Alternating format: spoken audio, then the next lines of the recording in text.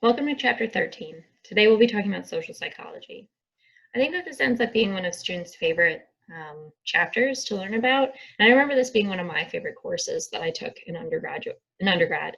And I think this is because what we'll learn about today is really applicable to your own life, that we can really conceptualize the scenarios and conceptualize the content as it applies to us or as it applies to people we know.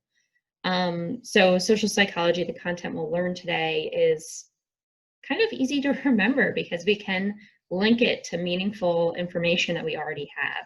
And it's also kind of fun, it's a different way to conceptualize about phenomenon that you've seen kind of within your own life, but now you have a kind of name for that phenomenon. So it's an enjoyable chapter in my opinion. With that said, before we move forward, for those of you who are kind of in the know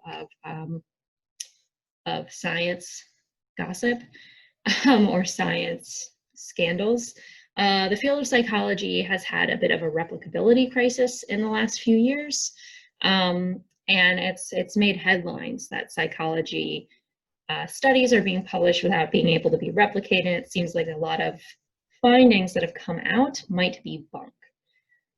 So social psychology is a specific area within the field of psychology, and they seem to be the main perpetrators of this type of replicability crisis. So that doesn't mean that you should take everything that we're going to learn today with a grain of salt, because what we're learning about is a lot of foundational knowledge in the area, but it's something to be good, in the future, to be a little skeptical of maybe what you read. If something is just based on survey data, it might be good to kind of look at what those survey questions are actually asking, because a lot of the surveys that have been designed and then published, the data ends up being published, and they weren't designed all that well. So yeah, just something to look out for in the future, or as you begin your own fledgling careers as psychologists, to kind of watch out for maybe some of the studies that come out of specific areas in psychology. But with that said, let's get started. What are our learning objectives for today? First, we'll identify how behaviors are influenced by social situations. Then we'll explain attribution errors and how they might create biases. Then we'll determine factors that influence our conformity and obedience to authority. Then we'll discuss non-intervention and also altruism. We'll identify different persuasion techniques, and we'll discuss bias and prejudice. So what is social psychology as a field, right? What are we actually talking about when we talk about social psychology? Social psychology specifically is the study of how people influence others' behaviors, beliefs, and attitudes. And basically what we've found is that people are incredibly vulnerable to the influence of others in both helpful and harmful ways. It's both helpful to be influenced by others, but it can create harmful and dangerous situations as well. So obviously a lot of psychology ends up kind of intersecting. So as a developmentalist, I'm interested in social relationships in early childhood. So I'm obviously interested in socialization, but I'm looking at it from a developmental lens. A social psychologist is really specifically interested in that, person interest on influence on other people. And again, that specific type of vulnerability to influence.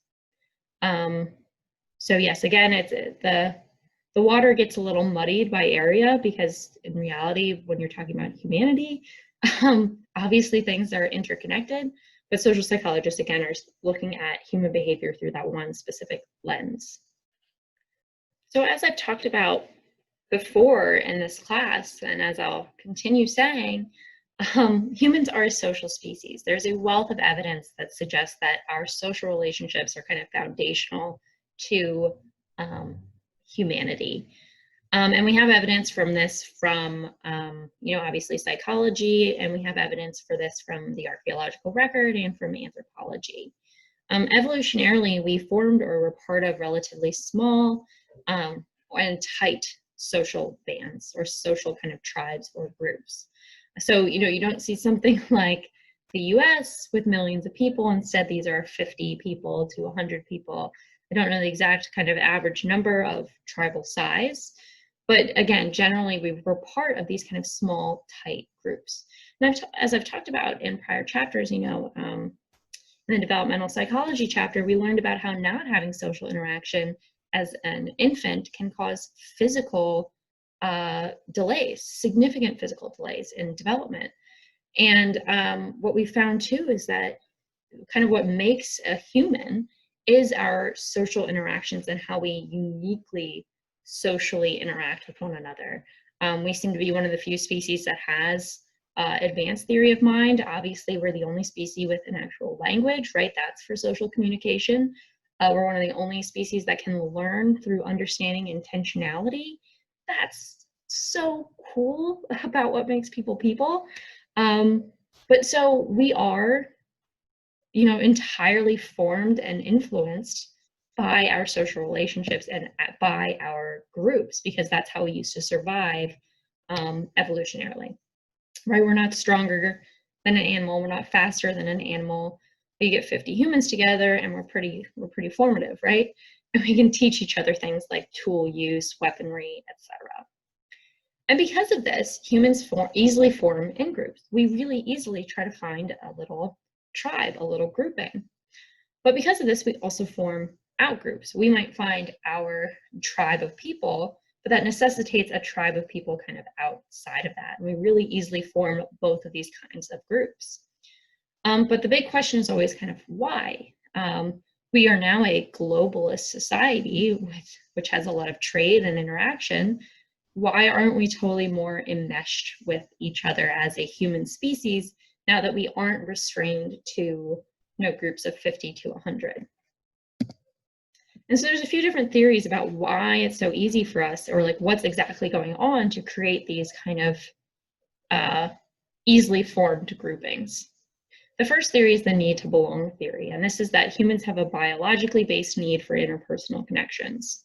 What we found is that social isolation can lead to significant negative outcomes like depression and anxiety.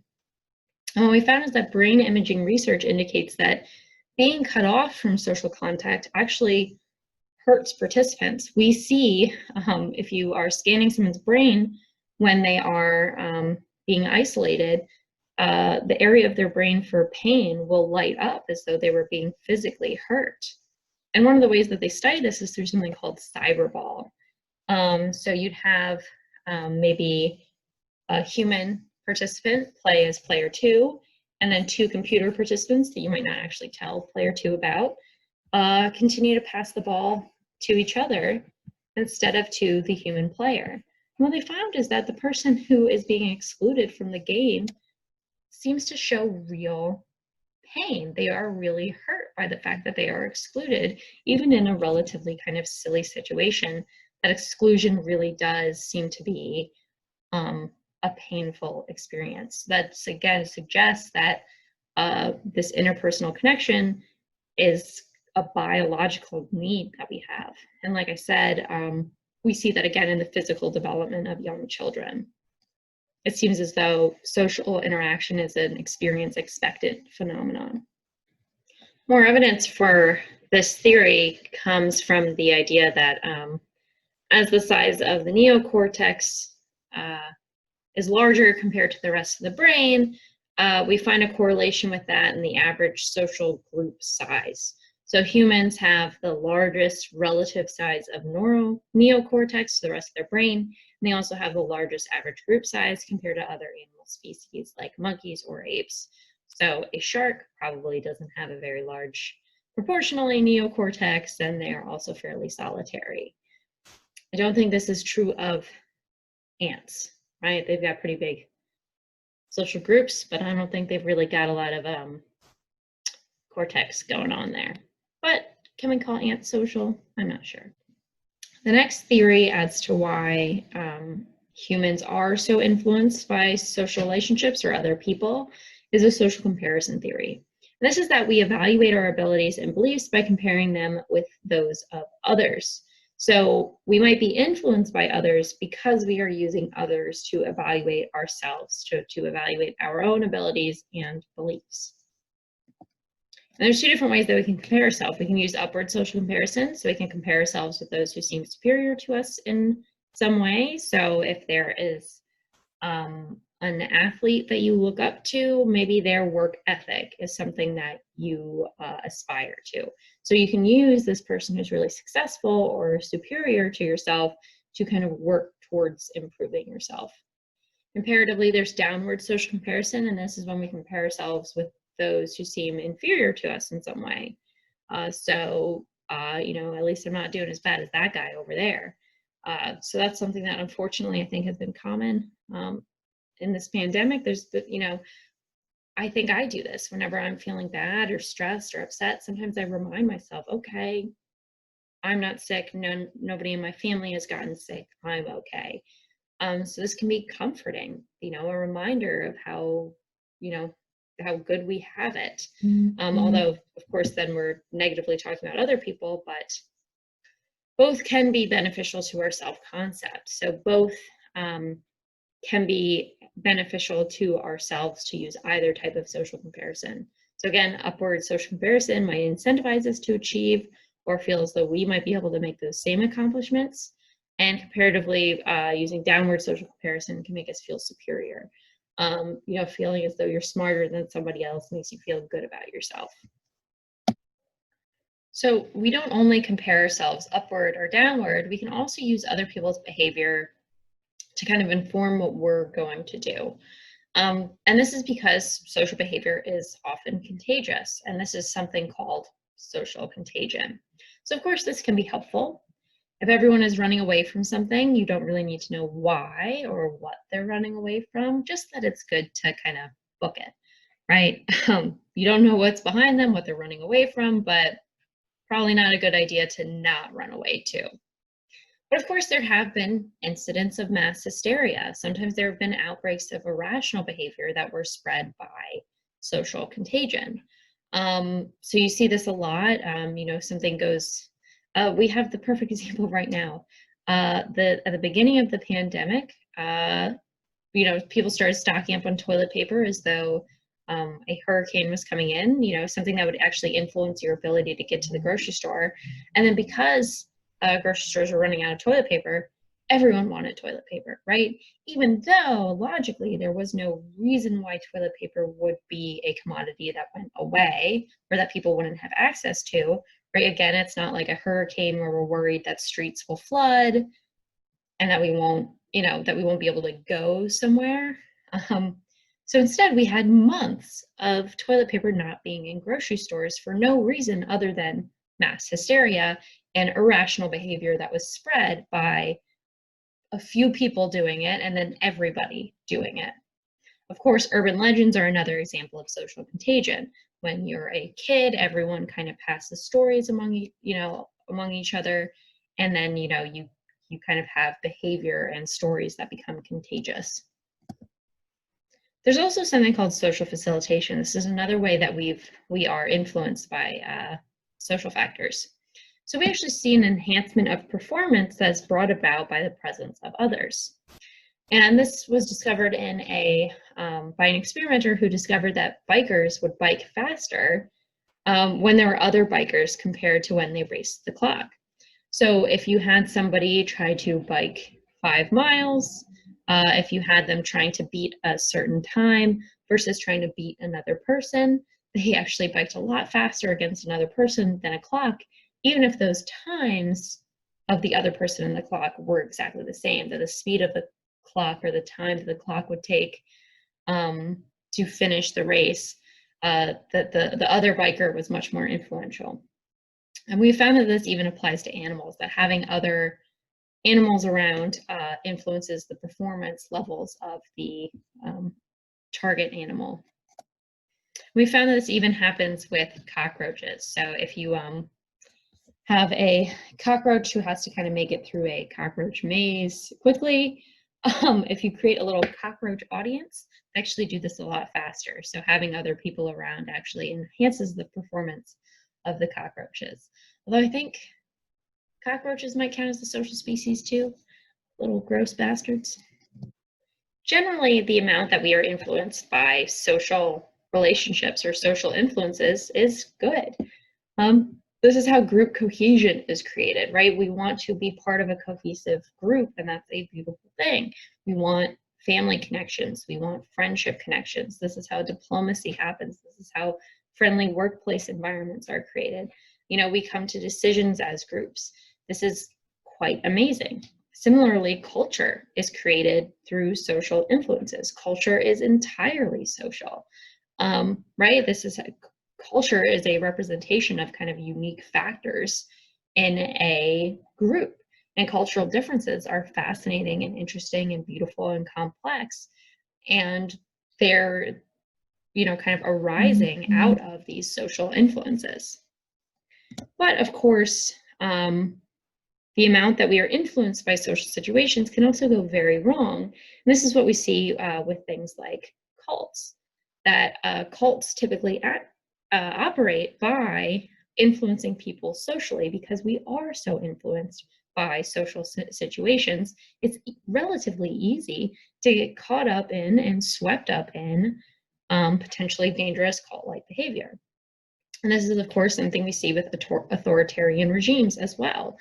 You know, the Nazi regime did not come out of a vacuum. It came about through the support of a large number of people within a country. So these people are all influenced by appeals to authority and through things like prejudice and bias, but they were coming together as a group, which typically is a beautiful part of the human experience, and made something monstrous. But people in this scenario were still people behaving like people. Each individual who was part of the Nazi regime was not a monster. They were a human being who made immoral, monstrous decisions, in part because of that social influence that was created within the country. And of course, this happens still today, that we see this kind of monstrous behavior being created in lots of people, lots of places in the world. So I hope it's starting to become clear, and what we'll kind of explain further in the next few slides is that situational influences and social influences really impact our behavior, and that they impact the behavior of most people. But we often don't totally understand that. We might be able to recognize for ourselves when we're being influenced or when there are situational factors influencing our behavior, but we don't necessarily do that with other people very well. And this is something called the fundamental attribution error. And an attribution is the process of assigning causes to a behavior. And the fundamental attribution error is the tendency we have to overestimate the impact of dispositional influences on other people's behaviors and underestimate situational influences, whereas dispositional influences and situational influences end up kind of both playing a role in other people's behaviors. So if you've ever been cut off in traffic, kind of the response is, this asshole, or, you know, this driver must be a jerk. When in reality, we never really think about the situational influences that the driver might be going through, right? That there might be a situation in which they have to speed. Maybe they're late to work. Maybe they are going to the hospital, that we don't totally understand the situation. Instead, we make a fundamental attribution error about their character based on very little evidence. And what's interesting is we're less likely to make a fundamental attribution error if we've been in similar situations ourselves. So the fundamental attribution error may be more common in Western or individualistic cultures. So an individualistic culture is characterized by the prioritization of or emphasis of the individual over the entire group. So an individualistic culture is more likely to focus on personal goals, ambition, or other types of personal factors. Comparatively, a collectivistic culture is characterized by an emphasis on cohesiveness among individuals and a prioritization of the group over the self. So individualistic cultures tend to be more diverse cultures, right? So the US is more diverse than somewhere like Japan. You know, diversity is kind of one of the core features of the US and what makes it so great. Whereas Japan is much more homogenous, right? So the US has a much more individualistic culture, and Japan tends to be a culture that's named a lot when we talk about collectivistic cultures. So people in individualistic cultures are more likely to, you know, overestimate dispositional influences and overestimate individual differences between people. Whereas in a collectivistic culture, somewhere that believes in cohesiveness among individuals and the group, they are less likely to make this kind of error. So just as a note, I think one of the biggest dangers of the fundamental attribution error is we aren't necessarily able to, if we overestimate the impact of dispositional influences, we aren't able to understand that situational influences might affect us too. So, you know, in the last slide, I gave the example of how, you know, we know that the Nazi regime was created in part because of social influences and because of situational influences. But it seems as though sometimes the lesson that we learned from the Nazi regime hasn't really permeated into our culture, that we didn't necessarily learn the lesson that we should have, that kind of mentality is dangerous and evil. But there were individual human beings who were making evil choices all the time, and even small choices that might not have seemed evil to them, right? You know, not everybody participated in some of the most grotesque evil acts, but they were part of the society that was participating in them. So of course there were situational influences at play, and when we, you know, underestimate those and instead kind of say, well, all of those people were just evil, we misunderstand that that can happen to us, and that we see instances of authoritarian regimes, you know, that we keep having to relearn this lesson, right? We keep having to relearn that these things can and do happen because people are manipulated by these things. So it's important to understand how we can be manipulated and how we can, you know, get swept up in these social influences and these situational influences in order to learn from the mistakes of the past. If we're not, what's the point, you know? You know, all those deaths are in vain if we don't learn from them. That's my point for today. Now let's talk about conformity and obedience, and this will, of course, again, be related to what we were just talking about. Conformity and obedience to authority are really powerful. So what is conformity? Conformity is the tendency of people to alter their behavior as a result of group pressure. This pressure can be real or imagined, right? It can be very real for a group of teenagers to kind of tell another teenager what they're supposed to be wearing. But of course, this is also imagined. When you walk into an elevator, if somebody is facing the wrong way, 9 times out of 10 people will also face the wrong way. Somehow they feel as though maybe I'm not right about this, so they end up switching directions too. Even if nobody told them that's what they're supposed to do, people kind of inherently and have a tendency to kind of try and fit into a group. And this group pressure is often unspoken. Nobody has to tell you what to do in order for you to kind of fit in and adopt or alter your behavior to kind of model the groups.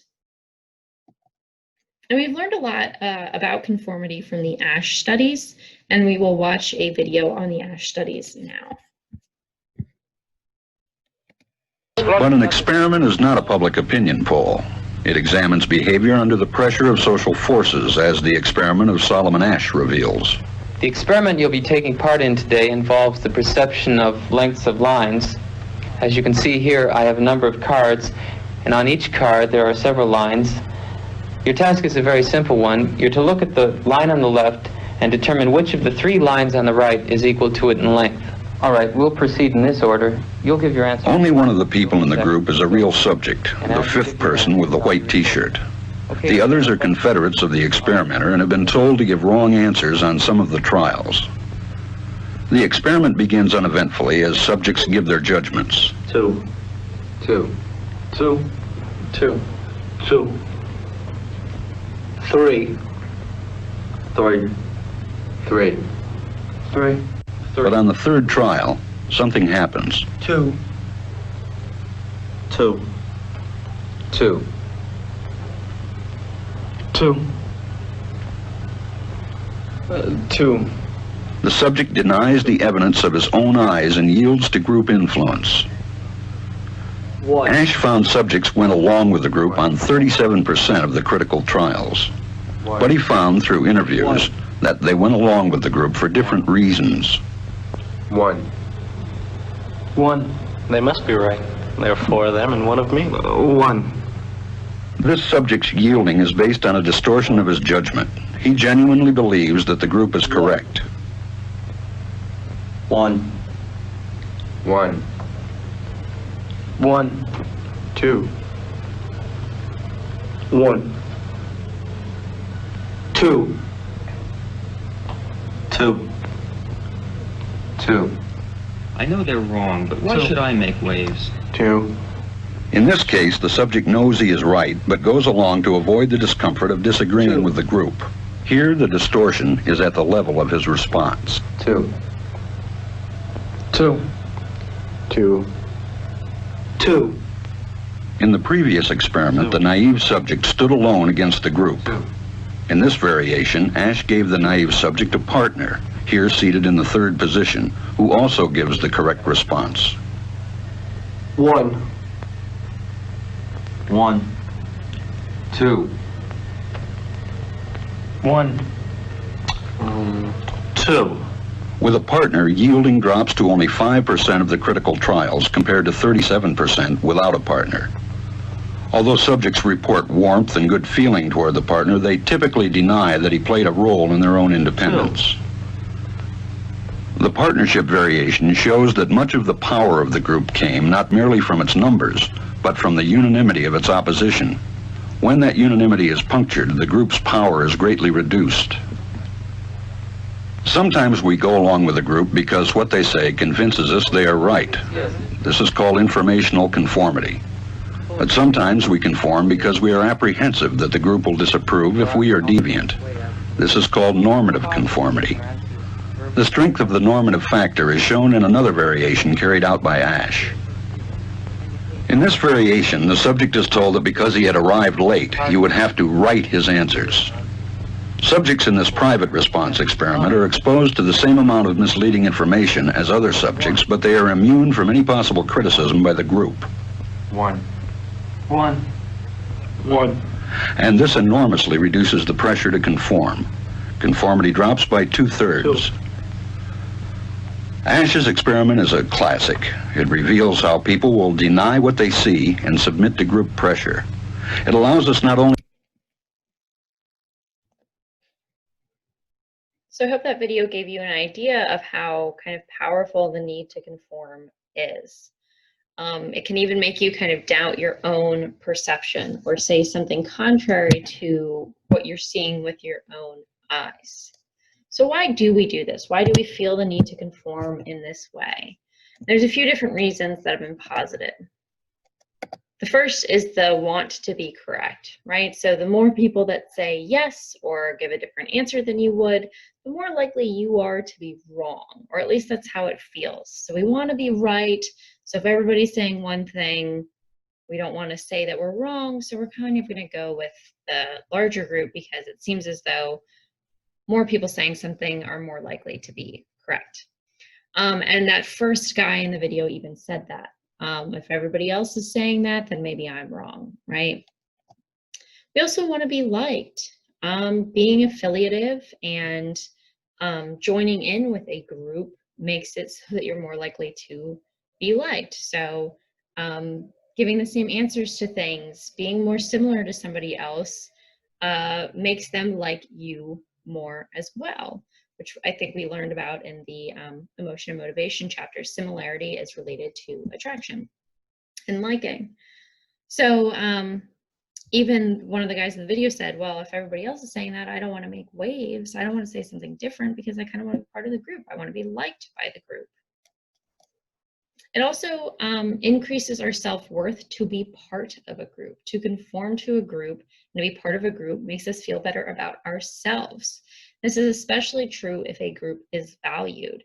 So you can conceptualize this with sports teams, right? So it feels good to be a fan of a sports team, and it feels even better when they're winning, right? Even if you're not the one on the field, when your team is doing well, you kind of end up feeling good about yourself as well. So being part of a social group makes us feel liked, and it makes us feel better about ourselves as well. So it's important to note, and this was touched on at the end of that video, that what we saw in the ASH video seems to only affect expressed behavior. So if you can write your answers in private, participants end up not denying what they saw over 99% of the time. Although there's that feeling of wanting to be right, we don't seem to have that fear when it comes to expressing our opinions or our answers privately.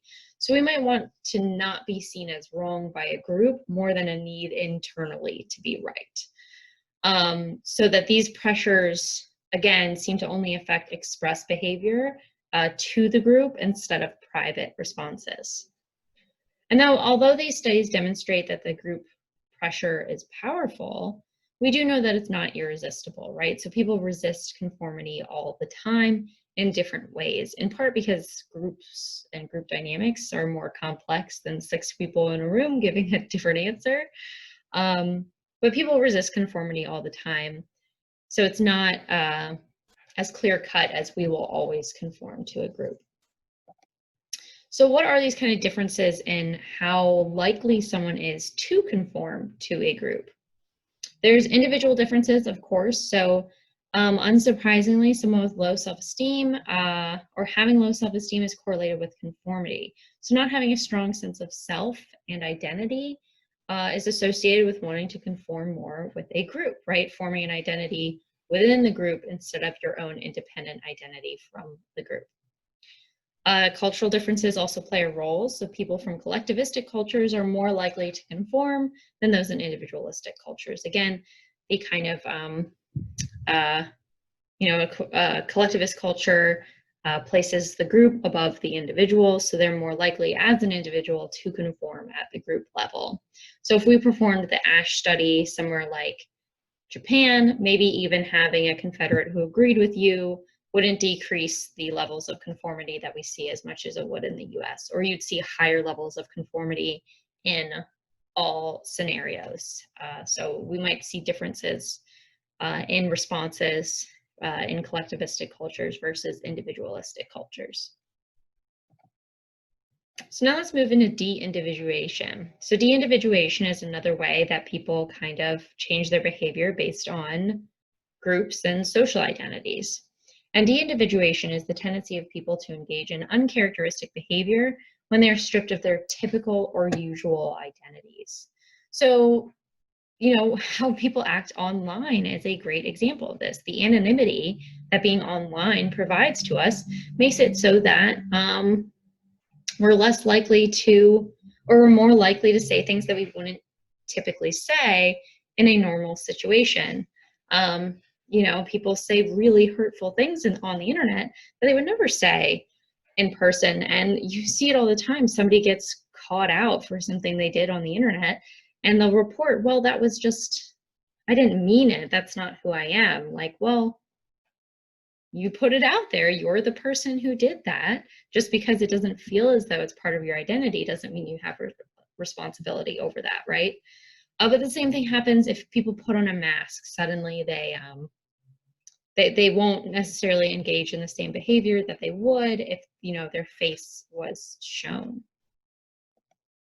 So the Stanford Prison Study is an example of de-individuation. So for those of you who aren't aware of it, you can find your own videos of the Stanford Prison Study. We now know it was a pretty unethical study even at the time that it was conducted, but we now know that its results haven't really been replicated, but it did kind of shape how we conceived of human behavior.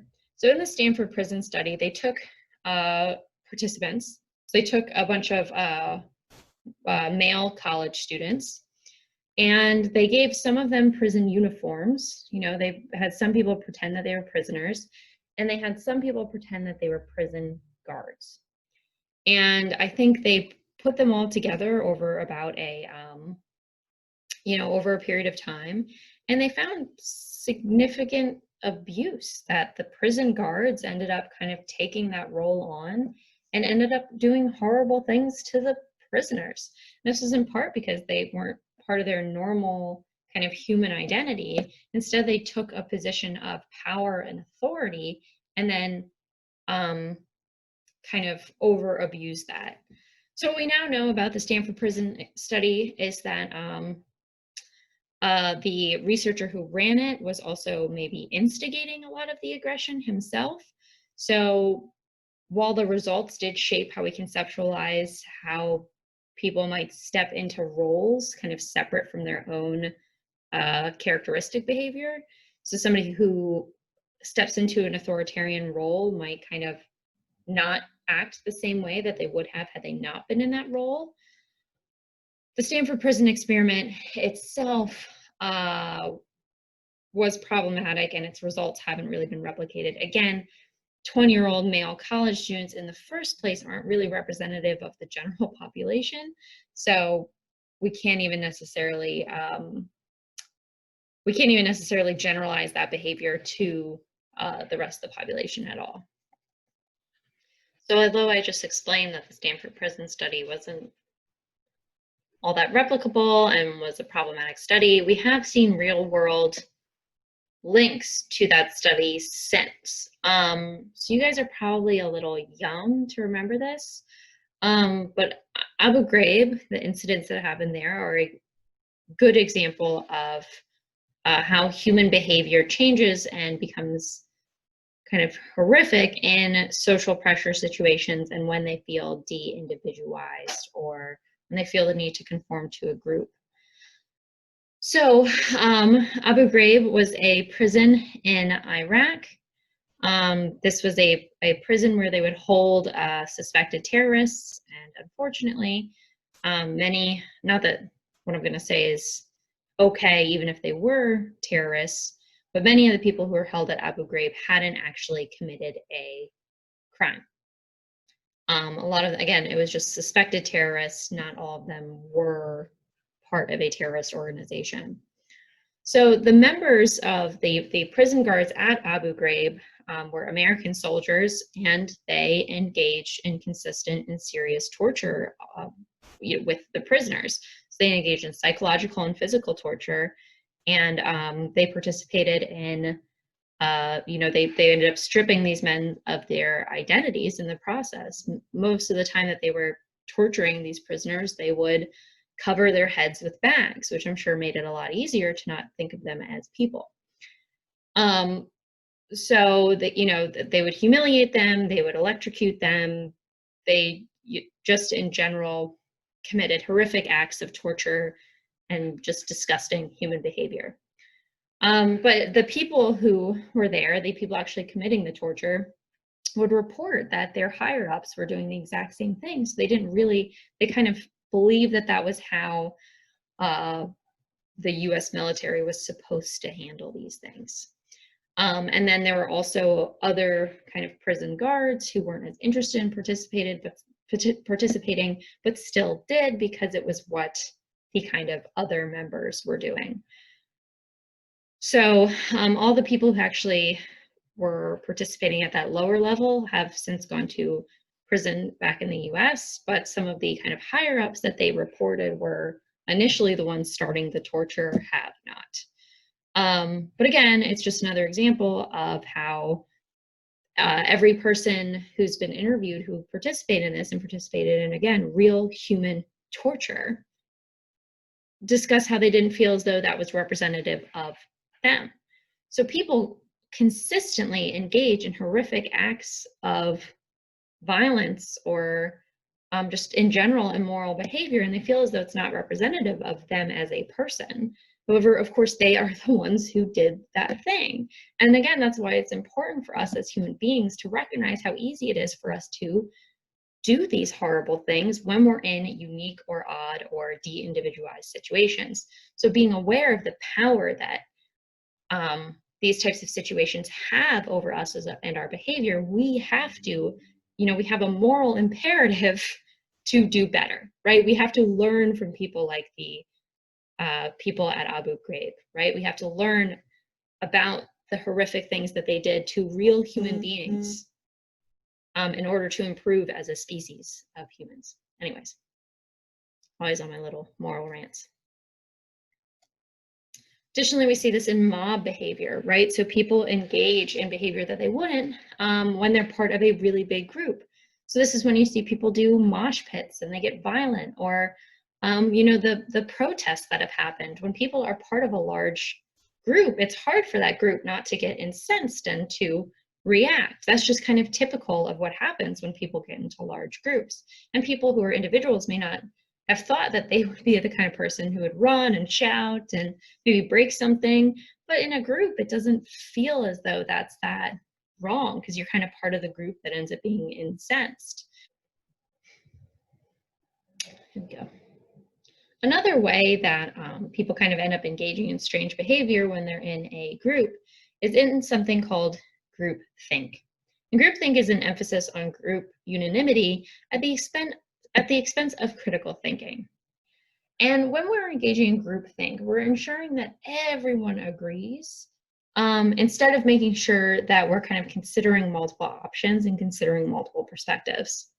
And this is when groups tend to rely on common knowledge between members, kind of what everybody shares, rather than the unique knowledge of individual members. And what this means is that we have less information shared. It ends up actually being better for an organization and better for the success of an organization to have people with diverse experiences and ideas to be at the table. And we just see this consistently across organizations.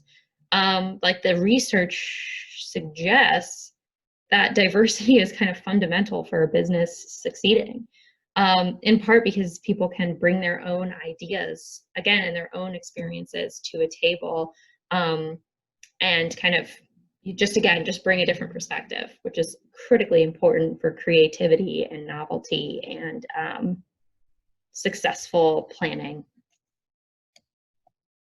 So what are the symptoms of groupthink? How can you kind of watch out for groupthink? The first symptom is an illusion of the group's invulnerability, so that nothing can really break this group down, that this group is so great. And then there's also the illusion of the group's unanimity. So everyone here definitely agrees, even though likely a lot of people wouldn't necessarily agree, or there may be people who aren't speaking up. There's also an unquestioned belief in the group's moral correctness, so that the group just has a moral perspective that is better than other people's. Of course, there's also conformity pressure in a group that is engaging in groupthink. There's a lot of stereotyping of the out group, right? Lots of jokes about another group, harmful comments about people who aren't part of your group. Self-censorship is another stereotype or symptom of people engaging in groupthink. And then there are people called mind guards. So these are self-appointed individuals whose job is to stifle disagreement within a group.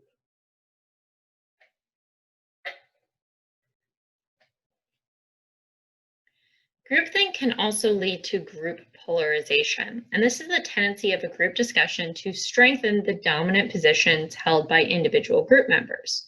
So even if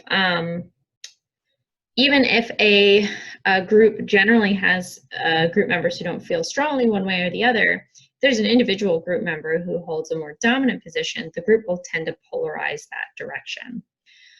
So the evidence we found from this is that if you have people who are slightly unprejudiced when they are placed in a group, they would become less prejudiced after discussions of race.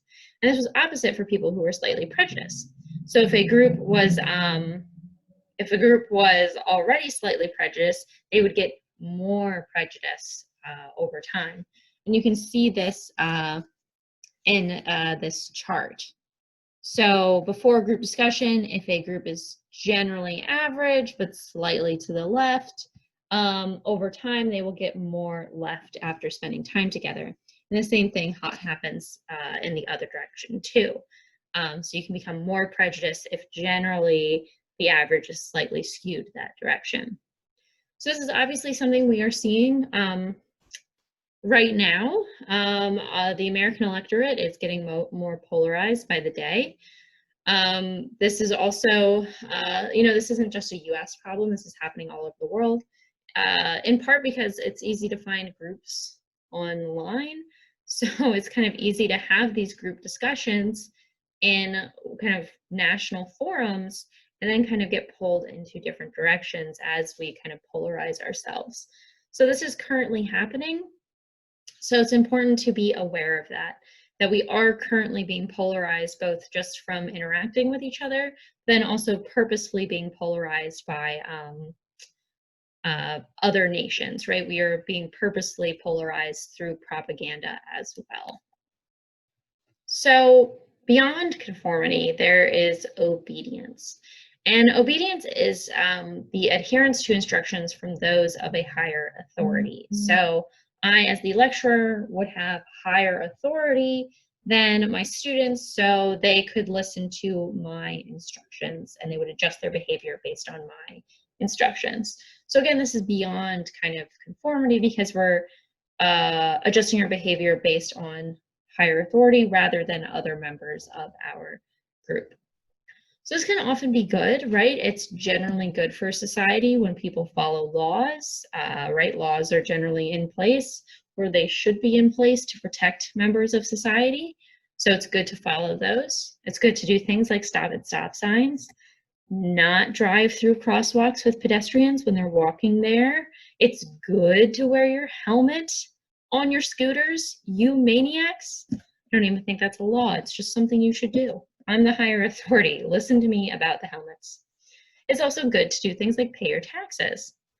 But having blind obedience, of course, can lead to dangerous outcomes. Of course, there are unjust laws that exist in countries across the world. There's unjust laws everywhere. It's not necessarily good for a society to blindly obey those. Additionally, following the orders of a specific higher authority can be incredibly dangerous if that higher authority doesn't have your well-being or the well-being of other people in mind, or the well-being of, you know, let's not even just people, let's say animals or the environment. So I appreciate the example your textbook gave. I think this is another good historical example of what social pressure can do.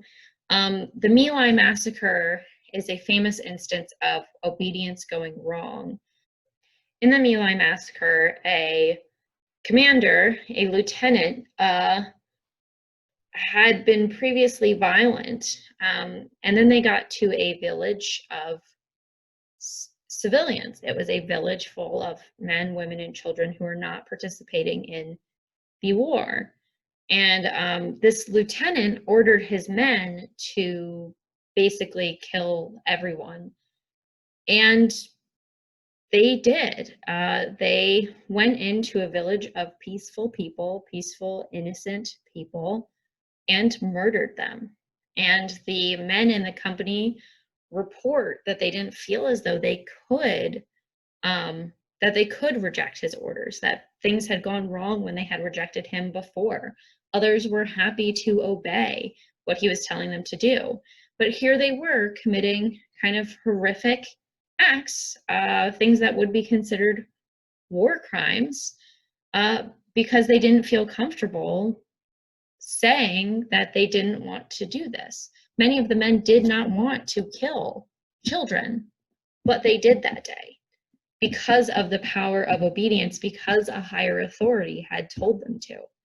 So it wasn't that they had dehumanized the Vietnamese people. It wasn't that these men were evil themselves, but they were able to participate in an evil act because of fear of not following an authority.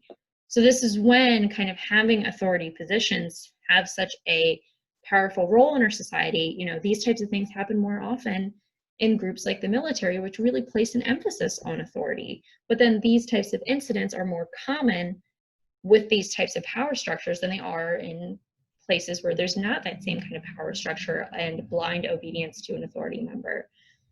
So it's important, again, just to have this awareness of, okay, authority can be good, and, you know, having one man who's a leader of a company or one person who's a leader of a company can be helpful for decision making. But that can be dangerous if there aren't really routes for people to contribute to discussion or to voice their opinions. And in extreme examples, right? Horrific acts can be committed kind of against the willingness of the people who are committing them. So you can read more about that on your own. So again, this is different from conformity. We're talking about vertical relationships here rather than horizontal. So maybe these guys are conforming with each other, but they are obeying the person above them. And obedience is dependent on several factors.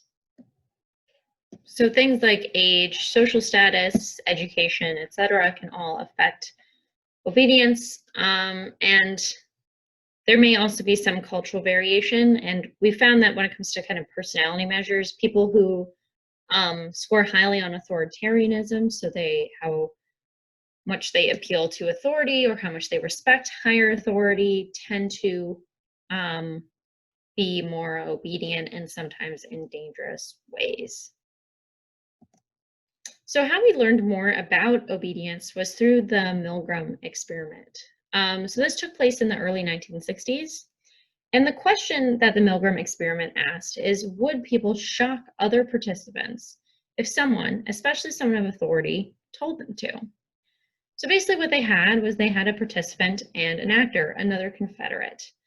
And the actor would, the participant would be told that they would be shocking the actor, and the actor would pretend to be shocked. So the actor receiving the fake shocks would make it clear that they are in pain, and even if they got to a certain point, they would stop responding entirely in order to kind of pretend that they had maybe passed out or died. And what they found is that most people administered at least some shocks. That if somebody told them to shock the other participant, knowing that it would make them feel pain, they would still do it. And up to 60% did end up shocking all the way until death of the actor. People were willing to continue shocking someone, even though it was causing them pain and what seemed like severe distress. And what he found was that participants weren't sadistic. They weren't happily going along and doing it, or it wasn't that they didn't realize that he was in pain. They would plead with the experimenter to let them stop. They didn't understand that they could stop of their own volition. Nobody was holding a gun to their head. Nobody was forcibly sitting them in their chair, but they could have gotten up and left, but they didn't feel as though they could. And they felt as though the experimenter was making them continue by simply telling them that they had to. And again, this indicates how powerful this is, that without direct, even without kind of direct forcing someone to do something, people will still go along with something they don't believe in. And what we've since found is that psychological distance is really important in an experiment like this. They found that whether the kind of learner, whether or not the participant or the experimenter is in the same room, or if the experimenter is in a different room, that influences how many shocks they end up giving. So, so if the experimenter is in the room with them, they're more likely to shock and shock at higher rates. But if the experimenter is in another room, they feel more comfortable kind of saying no and stopping. And what they found is that above and beyond things like gender, culture, age, that acceptance of authority, again, acceptance of a higher authority is predictive of obedience. So even in other cultures, you won't find significant differences between America or the US and a different culture, but an individual who has higher levels of acceptance of authority is more likely to kind of engage in this dangerous activity. But what we now know is that although Milgram's experiments were really helpful and they offered us insights into human behavior, they probably weren't as rigorous as we once thought, and they have been replicated to an extent. We do see that people are susceptible to authority and are susceptible to obedience, but the specific shocking someone to death hasn't really been replicated since. But again, it did offer insight into human behavior and the question of when seemingly good people do bad things. And of course, it was offered as an explanation for some of the atrocities that have occurred throughout history, right? The My Lai massacre. Milgram's experiment was a good example of here are men who report that this was not what they wanted to do, but they did it. Some did not, right? Not everybody conformed in that situation. But they participated in something that they didn't want to participate in because of the power of obedience. And of course, the Holocaust is another example of kind of the horrors that blind obedience can bring. Of course, both the My Lai massacre and the Holocaust are more complex than simply obedience, right? There was, with the Holocaust, there's historic anti-Semitism and other factors going on. And it's not as though, quite obviously, the people who participated in the Holocaust were not all forced to do so. Many of them were there quite willingly. But the obedience research does offer insight into how humans can kind of commit these types of atrocities, even if at the time they weren't necessarily comfortable with them or fully understanding of the impact of their behavior. So cults are another type of group or another phenomenon in which people's behavior is influenced by social factors. So cults specifically are a group of individuals who exhibit intense and unquestioning devotion to a single individual or a cause. So obviously the definition of cult gets a little complicated because you have things like Scientology, which claims to be a religion, but there's a lot of cult-like behavior within Scientology, so it gets a little wishy-washy on how we're actually defining cult. And some of it has to do with what we kind of consider normative versus non-normative.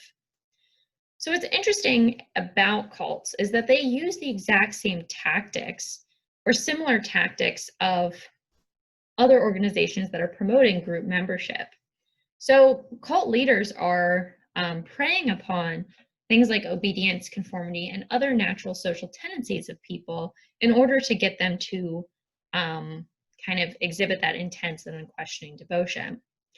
So again, they use things like chanting, right? Chanting together. They use groupthink. They emphasize the social unit and do de-individuation. So everybody tends to wear the same outfits in cults for this reason. But of course, you can think of organizations that are significantly less insidious or don't have the same kind of negative connotations that use these same tactics, right? We chant at sporting events, and that makes you feel very powerfully a part of the group. If it's not clear at this point, I have very limited football knowledge, but I've gone to a lot of football games in my time, and even with my lack of following, when I'm there and part of a group, I am passionate about whatever team I am supporting at the moment because of the power that that group has, because we're engaging in things like chants and we feel very powerfully like a group. But you also see this in sororities and fraternities. You know, that there's the real emphasis on you're a member of this group now, you're better than other groups, we're special because, and there's chanting and songs, and all of these are really beneficial for creating social group cohesion, but then of course can be dangerous. And we see this most often in things like cults and stuff, but we now have ample evidence that this kind of dangerous behavior also pops up in these other kind of more common organizations, right? I'm from Pennsylvania, so maybe I'm more familiar with these types of things, but all of the horrific things that Penn State fraternities have done over the years, or what Penn State sports have done to people, right? That the sporting events are so powerful to the community at Penn State that they protected and supported and idolized somebody who allowed child abuse to continue. And they rioted in the streets to support somebody who allowed children to get abused, right? So although there are organizations that are less insidious than cults, right? Not every sorority or fraternity or sports team or military member is cultish, but because they're engaging and using these same types of social cohesion tactics, it also becomes easy for that to spiral out of control. It becomes easier in these types of organizations for this dangerous behavior to happen. but I'm not saying all sororities and fraternities are bad.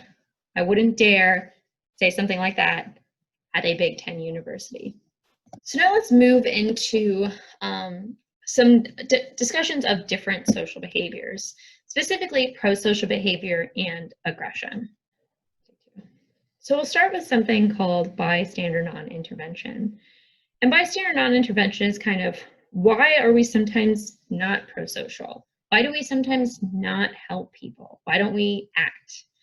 And this is, bystander non-intervention is when we see someone in need and we fail to help.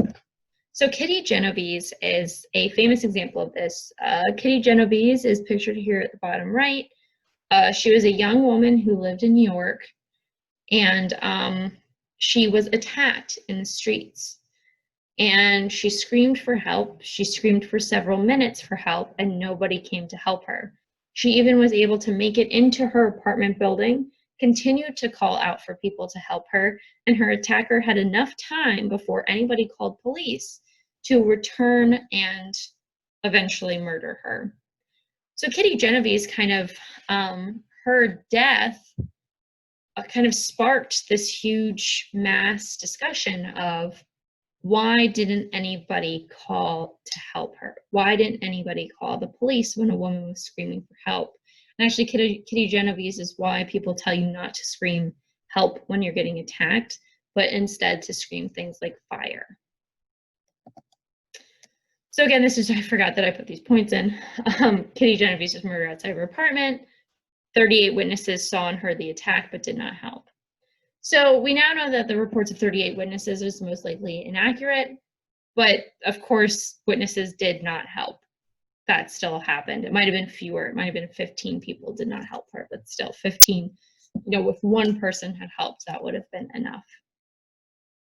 So why did this happen? Why did nobody, several people heard this woman screaming for help and nobody did anything? Why does this happen? And what we found is that safety is not in numbers. And this happens for a few reasons.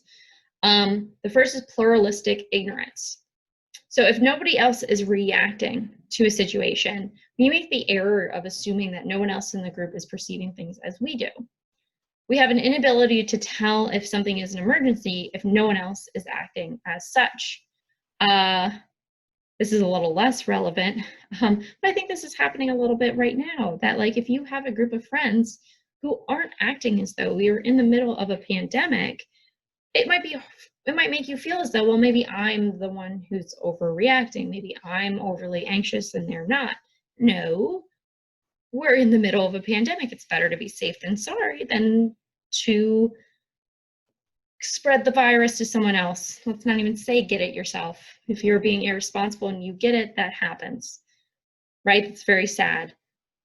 But if you're spreading it to someone else, that's also immoral to be engaging in irresponsible behavior. But if you are in a social group, and especially as a young person, maybe your friends aren't acting as though, we are in a global emergency.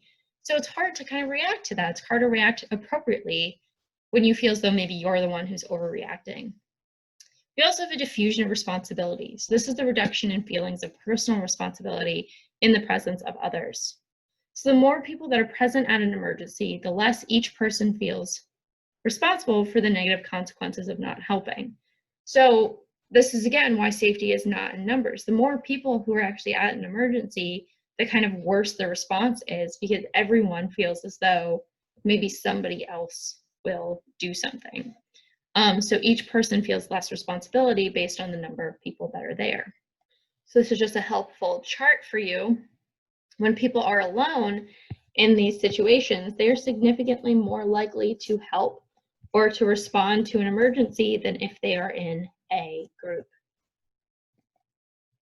However, with that said, there is hope, right? I've just told you that people aren't really likely to help.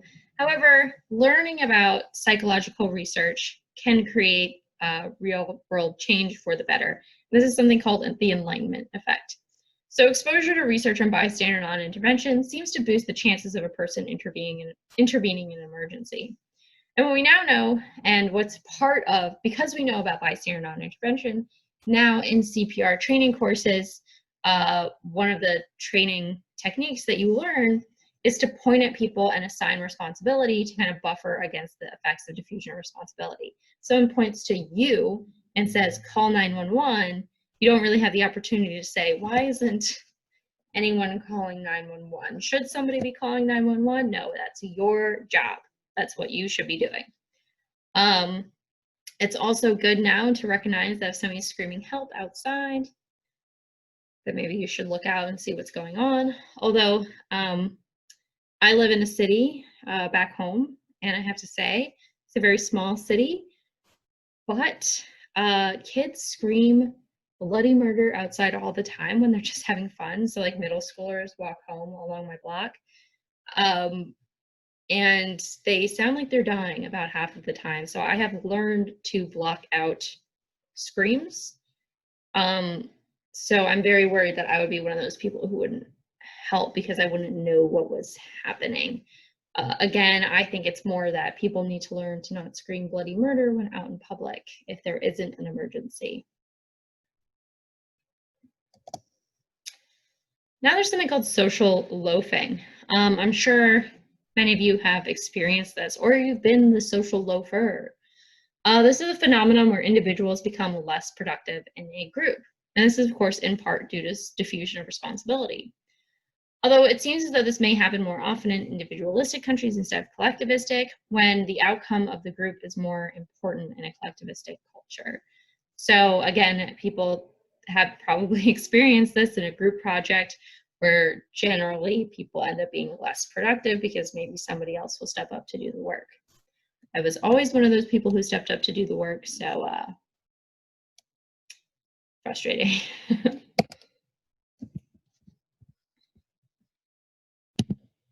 So now we'll move into pro-social behavior. We just talked about why people don't help, but what is the actual behavior that we use to help others? So this is, again, pro-social behavior. And, you know, I've talked a lot about social relationships and kind of what can go wrong with socialization and how we can be negatively influenced. But I am a big believer, and this is totally my opinion, in kind of the good of humanity, because that we are pro-social and we help each other basically as soon as we can. For any of you who have experienced with babies, as soon as babies are kind of holding their own food, they're sharing their own food, right? As soon as they're eating solid food, they're giving it to you too. They're engaging in helpful, communicative, affiliative behavior as soon as possible. And as toddlers begin to understand intentionality, remember theory of mind from chapter 10, they begin to help others achieve their intention. And we will watch a super cute video on that now. So in this video, you will watch a baby understand a researcher's intention and then try to help that researcher with their intended goal. And this is actually a really prominent researcher in the field of developmental psychology.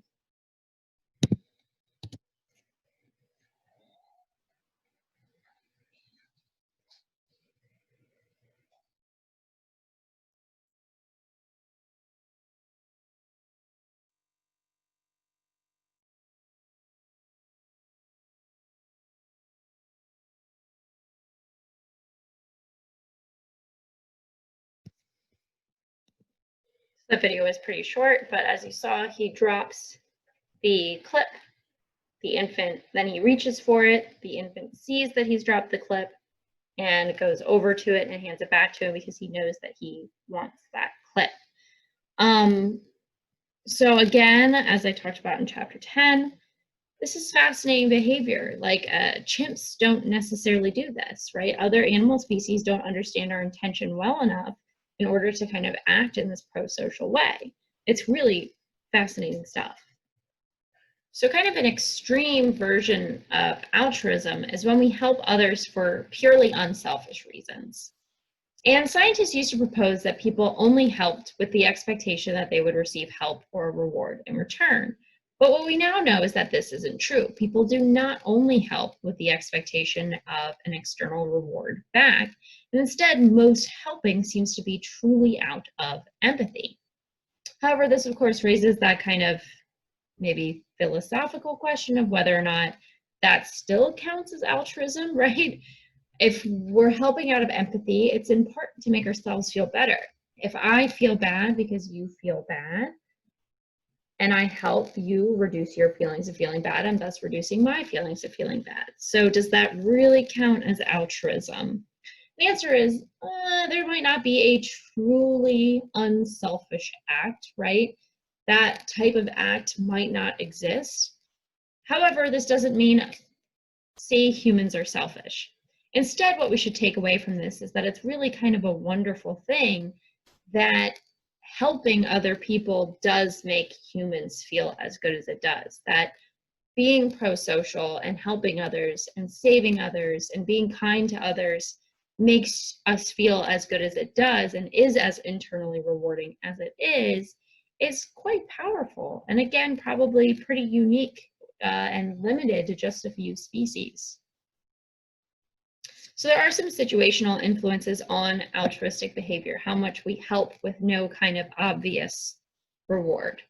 So the kind of mood we're in, whether or not we're in a good mood, and the characteristics of the victim themselves. So whether or not the victim has, might seem like they need more help, right? If they have a cane, they might need more help, so we're more willing to help them.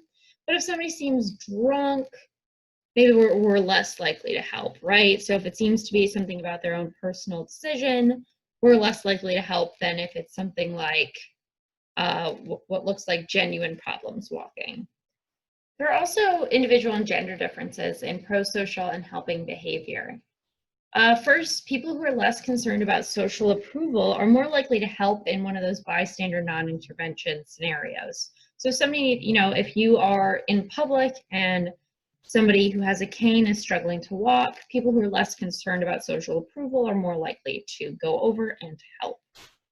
Extroverts are unsurprisingly more likely to help than introverts, right? They're more likely to socialize in general, so thus they're more likely to help someone else, which requires an interpersonal interaction. People with medical training are more likely to help in situations that need them, right? They've had training in this. And what they found is that in these kind of maybe emergency situations, men are more likely to help than women in situations involving physical risk. Men are also more likely to help women than men, so they're more likely to help a woman than a man, especially if that woman is an attractive woman. But I don't know if they've really broken this down by sexuality in the research. Now let's discuss aggression. So aggression is behavior that's intended to harm others, either verbally, physically, or both. And there's a few situational influences on aggression. This includes interpersonal provocation, frustration, the level of arousal somebody's feeling, temperature, right? So we talked about this in chapter 1 with correlation is not causation. We actually see that rates of violent crime are associated with warmer temperatures. People feel more aggressive when they're hot and sweaty and bothered. There are also significant sex differences in aggression. There are higher levels of physical aggression in males, and this is true across species as well. Age also plays a role, so rates of crime, including violent crime, are committed most often by men between the ages of 12 and 28. So after 30, generally violent crime kind of levels off. And this might be related to levels of testosterone, as levels of testosterone also level off with age in males. We see that female hyenas are more aggressive than males and also have a higher levels of a hormone that is similar to testosterone. So testosterone might have something to do with aggressive behavior, but more research is needed. So when it comes to indirect aggression, so physical aggression, the sex differences in aggression are less extreme. So girls or women or females end up being higher in relational aggression, which is a form of indirect aggression involving spreading rumors, gossiping, and using nonverbal put-downs for the sake of social manipulation. However, with that said, if you're actually comparing levels of aggression across all different types of aggression, males are still more aggressive. They are using more physical aggression than females are using relational aggression. So there's always that comparison of, sure, I was physically bullied, but I wasn't emotionally bullied like all the girls were in my class. girls are engaging in emotional bullying less than boys are engaging in physical bullying. So there's something else going on here. I think maybe even beyond levels of testosterone, there's probably also social factors as well about how we treat and punish interpersonal relationships across genders, right? Women are expected to get along with each other more than potentially men are. So these kind of gender differences that we see also might have to do with societal factors along with hormone factors as well. It's difficult to kind of tease these things apart. So again, more research is needed. Now we'll talk about attitudes and people's beliefs and how we might be able to persuade people to change their attitudes. So how do we actually modify or change people's minds? So what is an attitude? An attitude is distinct from belief, but they are related. So take these two examples, these two types of thoughts that people might have. The first is, do you think the death penalty is an effective deterrent against murder? And the second is how you feel about the death penalty. So for the first one, somebody might feel as though the death penalty is an effective deterrent against murder, but they might feel as though it's morally wrong. Even if it's an effective deterrent against murder, maybe people don't feel as though the state has a right to kind of make those decisions. Or somebody feels as though the death penalty is not an effective deterrent against murder and also feels negatively about it. So your attitude, so these two ideas can be distinct from one another. So the first, your thoughts about the death penalty, what you believe the death penalty is, or how effective it is your belief. How you feel about the death penalty, kind of how your actual emotions attached to the death penalty is your attitude towards it.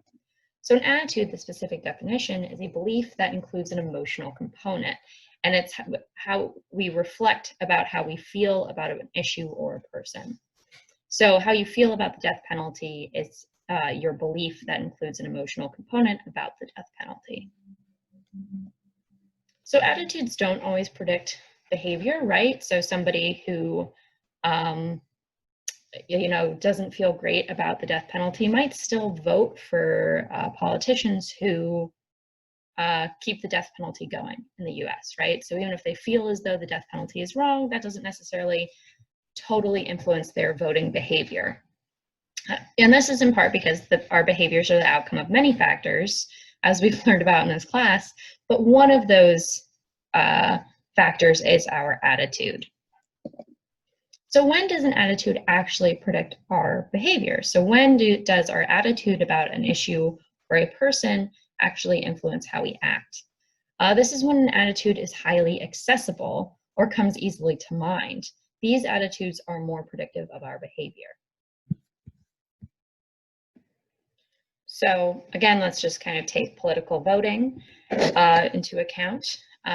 So I have a certain feeling about the death penalty, but I don't actually think about the death penalty all that often. Instead, I also have an attitude about the environment. I really care about the environment. So when I am voting or engaging in voting behavior or committing to causes, my attitude towards the environment shapes my behavior much more than my attitude towards the death penalty. So, I'm much more kind of influenced by that attitude than the other one because the environment comes much more easily to my mind and it's more accessible to me than something I think about a little bit less.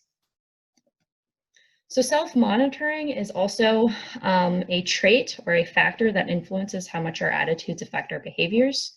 Self-monitoring is a trait that assesses the extent to which people's behaviors reflect their true feelings and attitudes. So some people are low self-monitors. They don't really monitor kind of their own output. So they tend to be straight shooters. So when we think of a low self-monitor, they kind of reveal themselves right from the get-go, and they let you know what their feelings are about a matter right from the start. A high self-monitor is kind of what we think of as a social chameleon. Maybe they kind of go along with what the attitudes of the group are, or they express their feelings and attitudes in maybe more appropriate context. They don't always express them because they kind of need to feel out a group first, and they highly monitor how much kind of output they're putting in the world. So again, a low self-monitor is much more likely to have their attitudes shape their behavior than a high self-monitor. So how do attitudes originate, right? We might develop our beliefs from developing knowledge and incorporating knowledge about the world as we develop or throughout our lifetime. But how do we actually develop feelings about those beliefs, and how do we develop, kind of differing amounts of feelings towards certain beliefs over others? One way is through the recognition heuristic, which we've already learned about in the thinking and cognitions chapter. So we're more likely to believe something we've heard many times. And this, of course, can lead us to make snap judgments, which can sometimes be accurate, right? I actually just got into a conversation with my brother-in-law about this. We were talking about what the most famous newspaper in the world is, and he's someone who cares a lot about journalism. He's very involved in news for his job. And he said, well, I think this newspaper is probably the most famous and well-regarded in the world. And I said, well, I've heard of the New York Times, and I don't know a lot about journalism myself. So as a layman, I probably know, I have a better idea of what the most famous or most popular newspaper is, because I'm more representative of kind of the general population. And again, that snap judgment is probably more accurate than the judgment of somebody who's kind of an expert in the field. But of course, this can lead us to make incorrect judgments all the time, right? We see this with fake news, that fake news spreads so quickly that people can end up hearing the same information time and time again that's inaccurate. But because they've seen it and they've read it and they've heard it enough, they start to believe that it's true. And again, this is why it's so important to question what you're reading on the internet and what you're getting from any sort of media source, to make sure you're always kind of double checking the sources and double checking the information so that you're not kind of falling into this trap now that it is so prevalent. Personality can also shape our attitudes and our beliefs. So conservatives, people who skew conservative, are more likely to be fearful. So we actually see kind of biological markers of skewing conservative or having conservative beliefs. So a person who skews a little conservative is more likely to respond to ambiguous stimuli and believe that it is threatening. Conservatives also tend to be less tolerant of an uncertainty than people with liberal attitudes. And this is, of course, in part because, conservatism is kind of about tradition and not necessarily making change from the way things are, or at least this is kind of the historic definition of conservatism, even though right now left versus right doesn't totally mean that. So somebody who has progressive attitudes is looking for change. So somebody who's more fearful and less tolerant of uncertainty is going to be less interested in change, right? So this isn't that one is bad or good, just that we do kind of see biological markers of these things, and personality types do kind of have to do with our political attitudes, which is interesting. Religiosity also seems to be associated with high levels of conscientiousness and agreeableness. So people who are more conscientious or agreeable, or people who are religious, are more likely to have higher levels of conscientiousness and agreeableness than maybe somebody who is lower in religiosity. So we've talked about attitudes. So now let's discuss attitude change. Although generally having diverse attitudes is a good thing, and having diverse belief systems is good, sometimes it's also important to change people's attitudes, especially when attitudes are negative. Beliefs can also be incorrect, but if they're deeply held, how do we make sure that we're kind of really, presenting information in a way that changes people's attitudes? What we found is that it's difficult to change attitudes all at once, especially for deeply held convictions, but that it is possible for them to change over time. However, there's debate on why people might change their attitudes. The first theory about why attitudes might change is the cognitive dissonance theory, that we will change our attitudes when we have tension from cognitive dissonance. So what is cognitive dissonance? Cognitive dissonance is an unpleasant mental experience or tension resulting from having two conflicting thoughts or beliefs. So if somebody believes that they're a good and honest person, but then they cheat on an exam, they can either change their cognition to resolve this tension. They can either change their cognition and think, I'm not really an honest person. I've done something dishonest, and thus I'm probably not consistently honest. So they would change their attitude and their belief about being a good and honest person in order to kind of resolve that tension. Or they can change cognition B. I didn't really cheat. I didn't actually cheat on this exam. Someone else's answers just kind of smacked me in the eyes, right? I didn't really do that. It just kind of happened. That would resolve the tension as well, although, you know, probably less accurate. Or you can generate cognition C. You can create a new cognition in order to resolve this tension. You can generate, I had to cheat actually because the test was unfair. So you create a third belief in order to resolve the tensions between A and B.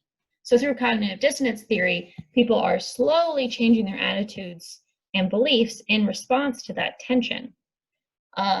So for somebody who's experiencing cognition A, their attitude has changed about whether or not they're an honest person, again, just to resolve that tension.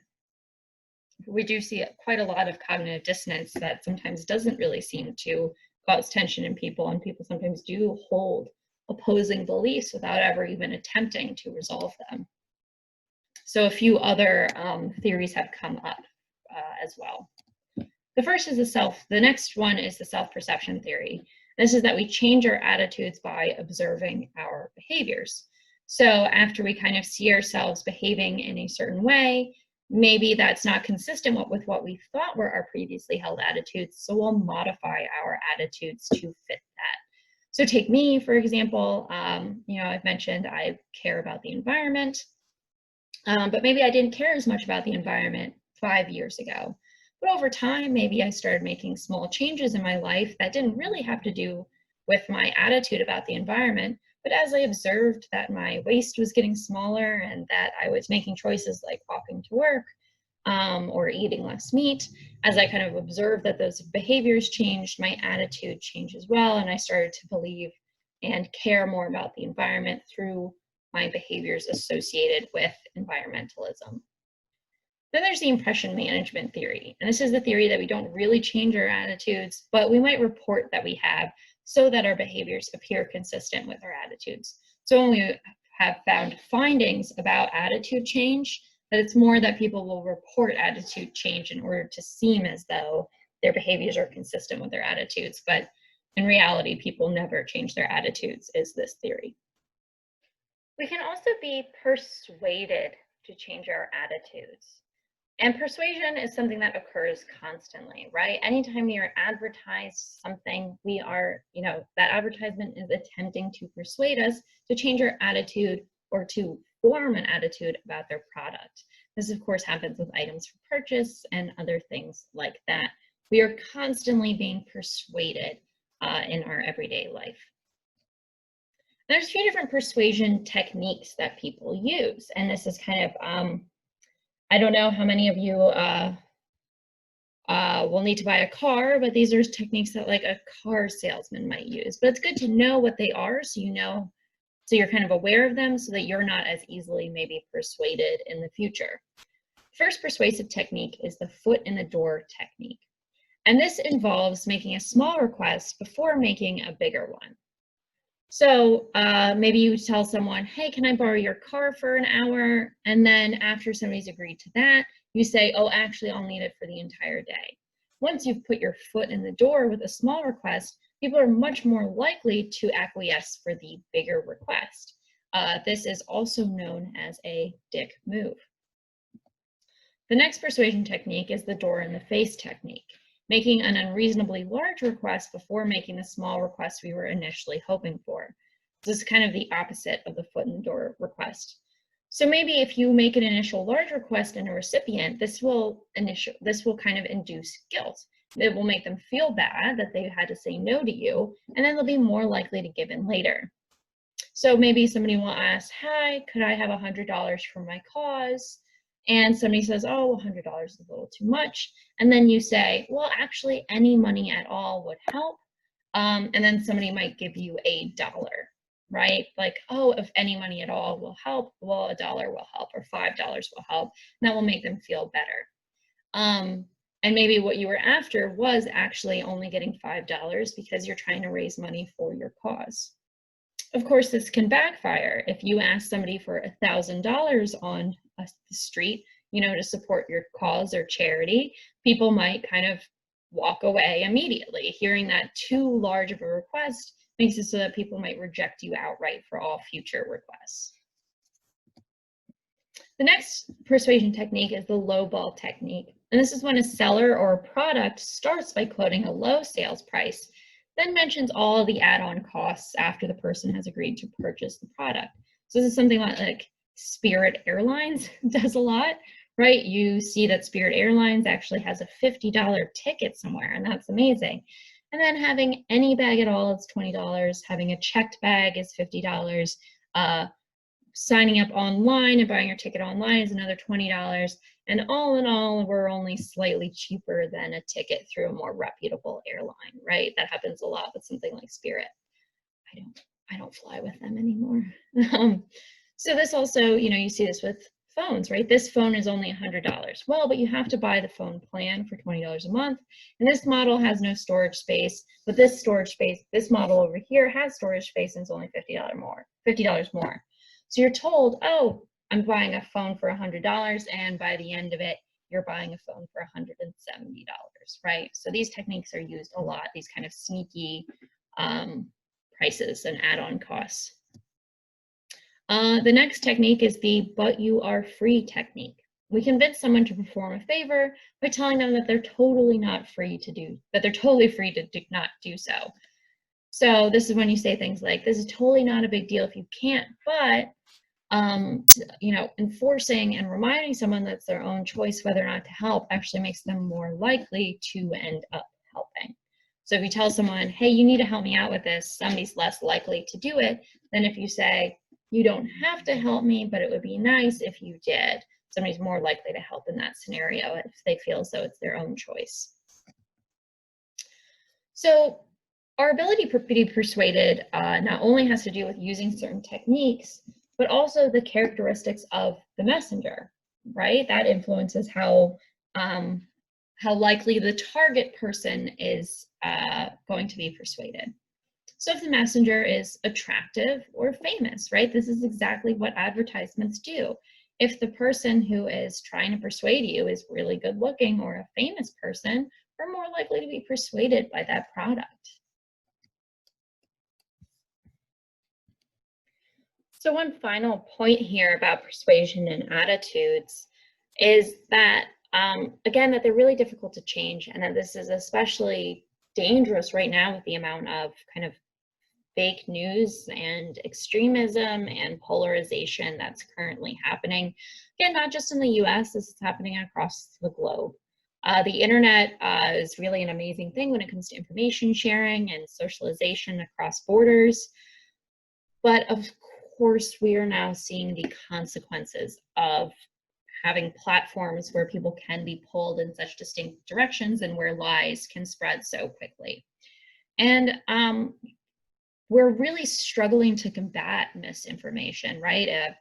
The 2016 political election is a great example of how people were not able to stop misinformation from being spreaded, and we've seen it consistently. And now that people know that it's an effective technique, it's spread like wildfire.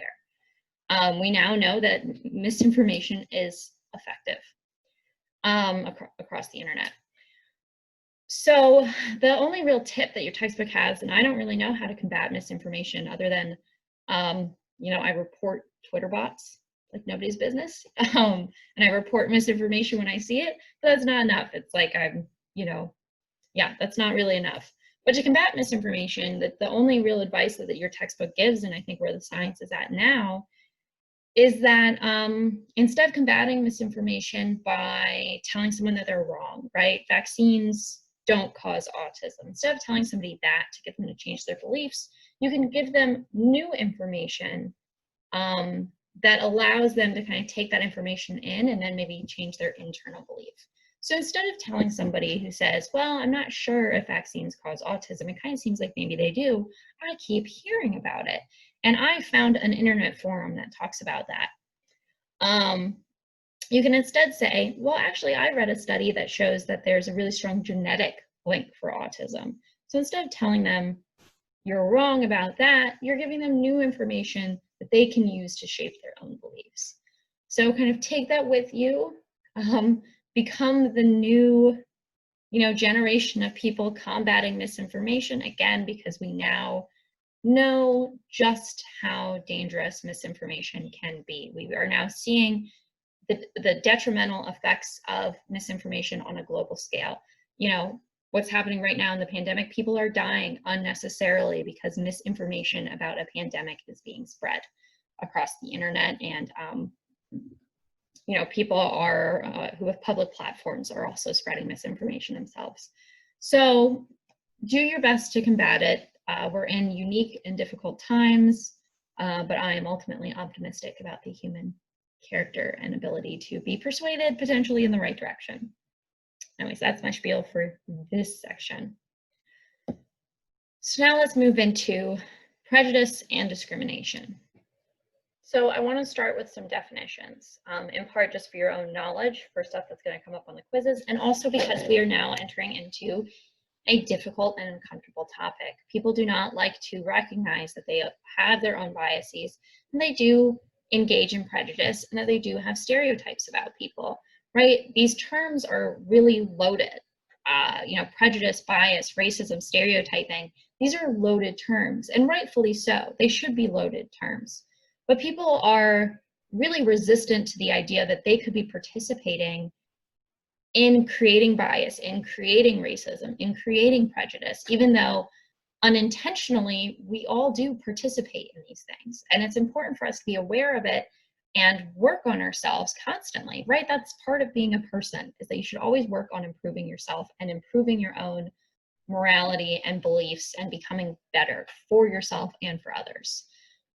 But part of that means accepting uncomfortable truths about yourself and about the community and about the world in which you are raised.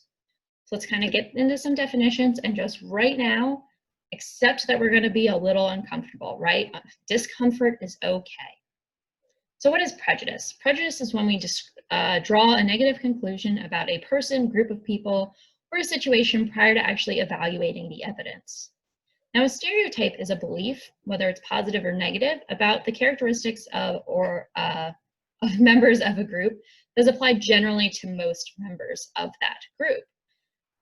So again, this can be positive. We can form positive stereotypes. I think that any scientist at NASA is probably pretty smart. So I don't actually know many individuals at NASA, but I've formed a stereotype about what an individual at NASA is probably does. And I also probably have images in my head of what they might look like too. So let's remember that humans are cognitive misers, right? We want to create mental shortcuts. Our brains are busy, they're doing a lot, so it takes shortcuts where it can. And stereotypes are arising out of these mental shortcuts. It is much easier for our brain to generalize or create a schema about a group rather than to learn about each individual. It is more accurate to understand that each individual is unique and the group doesn't represent individuals and an individual doesn't represent the group. That has more veracity. But our brains are so tired and so lazy and want to do the easiest thing possible, which is the incorrect thing, right? So it makes it easier for our brains to create stereotypes, but that doesn't mean that these stereotypes are accurate. Sorry that I've moved, I was getting annoyed with the glare. So this happens because of, like we were talking about before, that humans naturally form groups. And this is something called in-group bias. We have a tendency to favor individuals within our group over those from outside of our group. Now, this isn't necessarily a negative thing. We form groups, and part of forming a group is favoring individuals within this group. However, this can be negative when we form an out-group bias as well, when we start forming biases against other groups. So there's something called out-group homogeneity. And this is when we have a tendency to view all individuals outside of our group as highly similar. And this is important to remember the development of face processing, right? This is kind of one of the roots of discrimination, is that we have an in-group bias, so we get really good and we become experts, and we develop expertise at identifying members within our in-group. So a white baby is able to discriminate and recognize diversity within the faces of all white faces. But they don't develop that kind of in-group expertise for faces with members of the out-group. So they end up literally not being able to see other races' faces as well. And they view them as being highly similar because we can't actually discriminate between the diversity of features that people have. And this, of course, happens for all races, where you end up having a bias towards whatever your primary caregiver's race was. So we end up, this is a real biological tendency that we have. So in-group bias appears really early in childhood, right? By preschool, kids are really biased towards whatever in-group they are part of. So in-groups are really easily created. So I'm not just talking about race here. I'm not just talking about gender or sex here. You can create an in-group through something called a minimal group paradigm. Literally putting children in different colored t-shirts will have them, they will be able to create an in-group around that, right? Children in colored t-shirts or aprons will share more readily and identify more with those in the same color than those who are not. These in-group biases can happen in sort of any kind of grouping category because children will kind of form these in-groups quite easily. So studies on the minimal group paradigm consistently show in-group preferences, but it's really important here to note that we're not necessarily showing negative out-group bias. So having a preference for your group, being more likely to share with your group members, being more likely to want to spend time with your group members, doesn't mean that you will dislike out-group members. When you give children the option to share, let's say 7 tokens, they will give 4 to their in-group and 3 to the out-group. And if you give them 8 tokens, they actually share equally. So they might prefer their group, but this doesn't mean that they have negative feelings and will assign negative characteristics to that out-group. So this is important. I think in-group bias research, people have said, well, this is how racism starts. And although it is one of the roots, right, that forming groups and preferring one group or another is kind of one of the definitely one of the roots of racism, but those negative biases are also coming from somewhere else, not necessarily just this kind of evolutionary adaptive function to want to form a group. So what is discrimination specifically? Discrimination is the negative behavior toward members of an outgroup. And unfortunately, this is also easy to create. And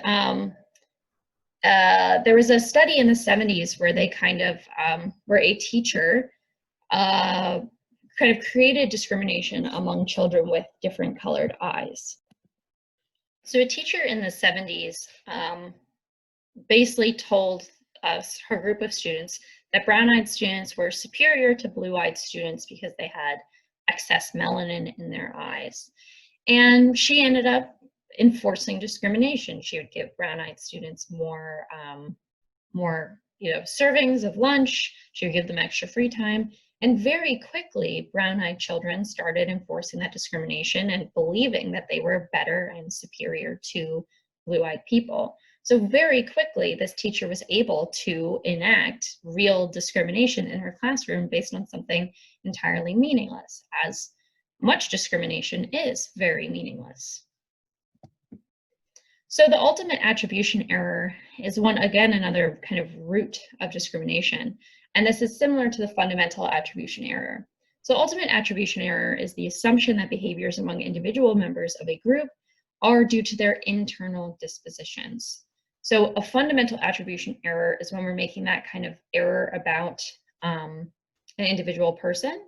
But the ultimate attribution error is when we make that assumption about an entire group.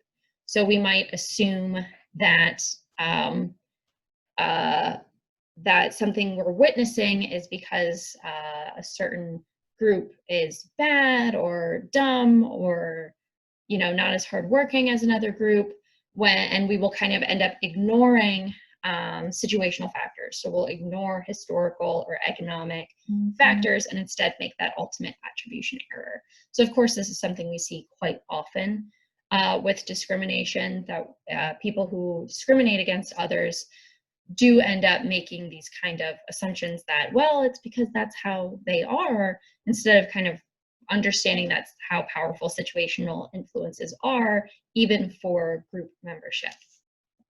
So there are two factors that also might contribute to prejudice. The first hypothesis about how prejudice is contributed to is the scapegoat hypothesis. And this is the claim that prejudice arises from a need to blame other groups for our misfortunes. So this is a common hypothesis for the roots of American discrimination. So I'm probably not going to say this quote exactly right. I don't have it pulled up in front of me, but the quote of, if you convince the poorest white man that he is better than a black man, he will kind of follow whatever idea you have. And this is kind of resting on the scapegoat hypothesis, right?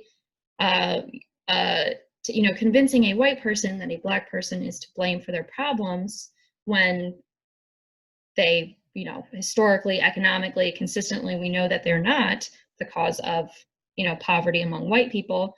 It's easy to kind of find a scapegoat, and that's kind of how prejudice ends up being created among poor white people. So this is one of the hypotheses for why racism has its roots kind of in some of the American systems that we see. And then, people say that prejudice may stem from a need to blame others or a competition over resources. So competing over resources when there are limited resources makes it more likely that prejudice will develop. If you are competing with another group for resources, you are more likely to feel negatively towards them. And research in Europe has kind of offered evidence towards this. Research in Europe indicates that as unemployment increases or the resources of jobs get more competitive, hatred towards immigrants will increase, even if the two factors are not related, right? Consistently, we find that immigration has nothing really to do with job scarcity, that immigration doesn't create or cause limitations for jobs or create unemployment. So evidence, and there's just a lot of research suggesting that immigration has nothing to do with jobs, but consistently prejudice towards immigrants takes that kind of route. As unemployment increases, as there's more competition over resources, we find a group to blame for that problem. Even though, again, and I'm just going to keep reiterating it, there's no evidence that this actually happens. Immigrants don't cause unemployment. The next factor that might contribute to prejudice or enforce prejudice is the just world hypothesis. The just world hypothesis is the claim that our attributions and behaviors are shaped by a deep-seated assumption that the world is fair and all things happen for a reason. So people who hold a just world belief are more likely to believe that those who are downtrodden or who have less power must be in that position for a reason. So if you believe that the world is just and that everything is fair, and then you are confronted with injustice, right? There is consistent injustice across the world. Instead of adapting that belief to, okay, maybe the world is not just, instead you'll believe that the world must be fair, so these people must be in that position for a reason. So we see that our prisons are filled with people who have committed minor crimes, and what the extent of their punishment goes beyond the crime that they committed, right? There's consistent evidence of this, that there's minor crimes and people are punished kind of beyond what we might expect in a fair and just society for a minor crime. So this is an injustice, and this is an injustice that happens to specific groups of people, right? More men are in prison and more Black men are in prison for minor crimes. So for somebody who holds a just world hypothesis, they might kind of rationalize that, well, crime is bad, and thus if you commit any crime, you kind of get what's coming to you. So that's a way to enforce discrimination. we know that this injustice is happening, and we know that this injustice is unfairly targeting a certain group of people and a certain sex of people. But people who hold a just world hypothesis will kind of rationalize that, well, there's an inherent reason why those people are being punished the way that they are, right? So that's another root of prejudice. What are some other roots? We've talked about conformity in this class. Conformity, of course, has an effect on prejudice. High need for conformity seems to lead to more prejudice, right? The need to feel part of the in-group makes you more likely to be biased against the out-group. And they found studies for this in sororities. So new pledges in sororities and fraternities are more likely to outwardly display dislike towards other sororities and fraternities. But as people kind of are in the sorority and fraternity for longer, this dislike can decrease. So somebody who's a new pledge in a sorority or fraternity probably feels more of a need to be part of that in-group and will then create more biases against the out-group. Whereas somebody who's maybe a senior might not feel those same feelings of dislike because they already feel as though they're part of the in-group and don't have as much of a high need for conformity with that group.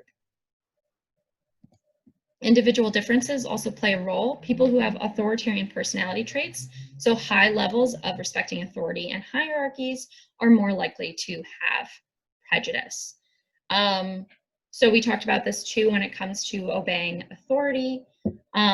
People who obey authority are more likely to kind of do dangerous things, kind of in deference to respect to that authority.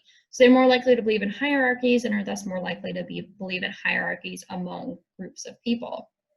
Extrinsic religiosity also contributes. Those who view religion as a means to an end end up having greater prejudice, which is the opposite of those who have high intrinsic religiosity. So for those who, for whom religion is deeply ingrained, who really believe in the kind of messages of religion, are less likely to be prejudiced than those who kind of view religion as a means to an end.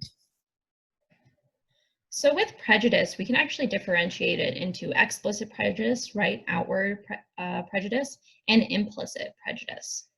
And studies found that overall there was a decrease in prejudice in the US with a slight increase in recent years. However, people started to ask, is this decrease only in explicit prejudice, right? Is there still prejudice that exists, but maybe it's not as outward in the US? And so explicit prejudice is an unfounded negative belief of which we're aware regarding the characteristics of an outgroup. Whereas implicit prejudice is an unfounded negative belief of which we're unaware regarding the characteristics of an outgroup.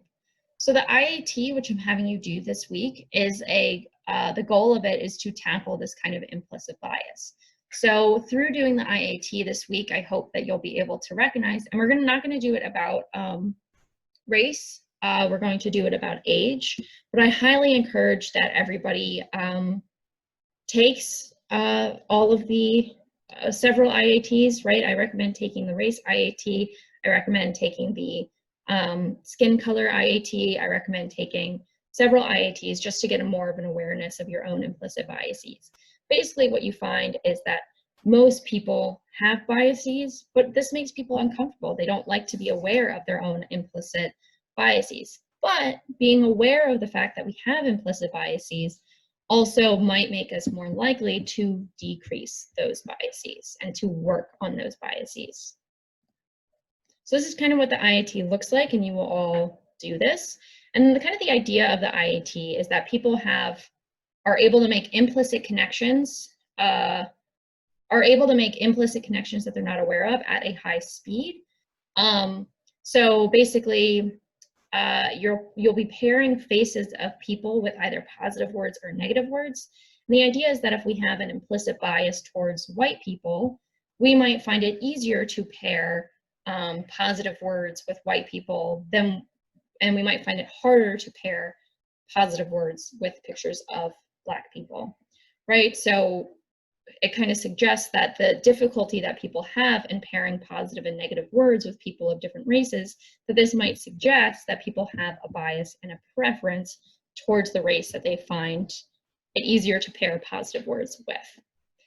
And what you end up finding is that the majority of people have these implicit biases. And it's not that by having this implicit bias, you are the worst person in the world, right? You actually find, very sadly, and if you want to talk to me more about this, there's definitely, you know, historical roots of this, but you find that Black people end up having negative implicit, they have an implicit bias towards white people as well. So that's how powerful it is in our culture that has a preference towards white people, that it's even creating this among the groups who we are discriminating against, and that we're teaching people to implicitly prefer people who don't look like them, right? So that's a really kind of tragic consequence to discrimination, that we make people feel that way about themselves. So again, but it doesn't mean that a Black person is then racist towards Black people, right? It's just that we have these biases that are shaped by our culture, and it's good to be aware of them in order to, again, decrease them and work on them. So how do we actually combat prejudice, right? I just talked about how easy it is to develop prejudice and why prejudice might be happening, but of course, if you can't tell, I'm very interested in decreasing prejudice, in part because prejudice has real-world economic consequences, right? Feeling negatively towards your own group can create negative self-esteem and can create negative stress in one's life. And yet prejudice has real-world economic, financial, life consequences for people. So it's best as a society to reduce prejudice. The first example of combating prejudice is through something called the Robbers Cave study. And this was a study where they had two groups of young kids compete. And what they found is that if you had them compete, they would develop animosity towards each other and form outgroups. But if you had them cooperate after they were competing, their animosity actually significantly decreased. So that it was relatively easy, if you made people kind of cooperate with each other, that their prejudice and their animosity would decrease. And again, what we've also found is that in-group and out-group research is not as negative as once portrayed. It's relatively easy to create in-groups and out-groups, but animosity towards out-group members is not automatic or guaranteed. So I know for those of you who are interested in raising children, it might be kind of scary, the idea of, oh, my child is going to naturally prefer my race, they're going to naturally prefer my religious group, they're going to naturally prefer all of those things, but that doesn't mean that they will have negative feelings towards outgroup, as long as you as a parent or you as a family member do your best to kind of not teach those things, right? That animosity towards the outgroup is not a guarantee, and it does seem to be learned, right? It's pretty natural to create an in-group, but creating an out-group and having negative feelings towards an out-group takes more learning. So the Robbers Cave studies also is limited, right? That it seems as though having groups cooperate with one each other and kind of forcing group contact can be effective in decreasing animosity, but sometimes it's not effective. Forcing group contact, if there's a negative experience between the groups, then more animosity can increase. So combating prejudice is very difficult, and I don't have the answers for you exactly. But one of the key points does seem to be education, right? Learning about prejudice, learning about injustices in the world, understanding your own biases, and working on improving, reducing them seems to be important.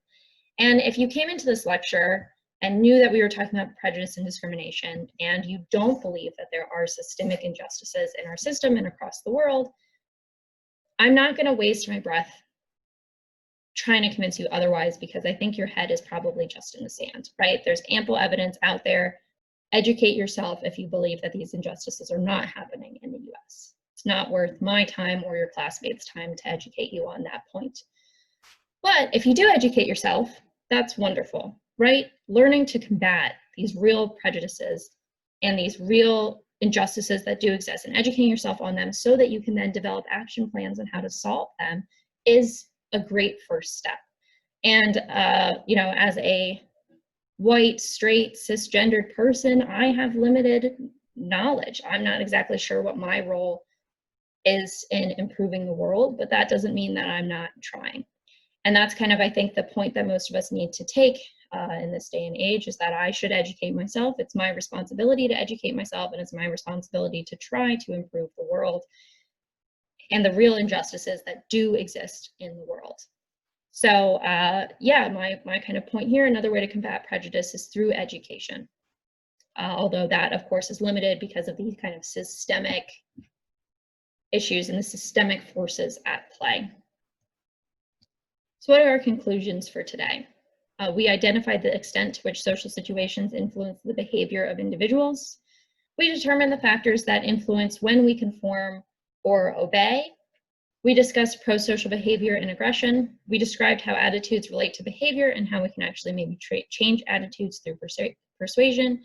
And we discussed prejudice and discrimination and how they come about and how limited we are in understanding reduction of prejudice and discrimination.